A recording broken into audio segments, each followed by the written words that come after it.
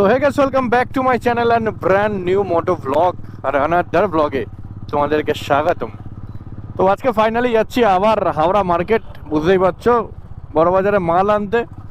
আর বড়বাজারে মাল আনা মানেই আমার কাছে একটা কি বলবো ঐতিহাসিক মুহূর্ত, কারণ ডেলি ডেলি ডেলি ডেলি আমি ভুলে যাই ওই রাস্তা। তো তার জন্য লাগিয়ে নিয়েছি সামনে ম্যাপের উপরে ভরসা নেই। ভেরি গুড, ও মাই গড।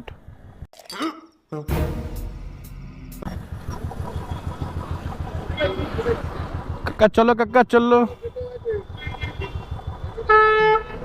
তোলো তোলো তোলো কাকা, চলো চলো চলো চলো চলো চলো চলো চলো তোলো তোলো তোলো তোলো তোলো তোলো তোলো স্ট্যান্ড মেরে দাও।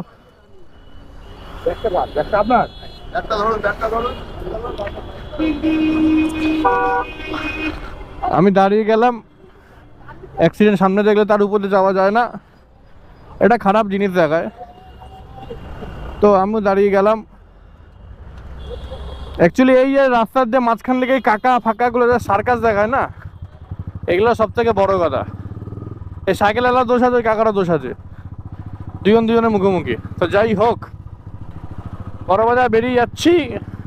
আর আজকে চেষ্টা করবো এই হাওড়া মার্কেটে তোমাদেরকে পুরো ভিডিওটা দেওয়ার, কারণ অনেক ভিডিও করেছি হাওড়া মার্কেটে যাওয়ার, কোনো দিনও পুরো ভিডিওটা আমার দেওয়া হয়নি।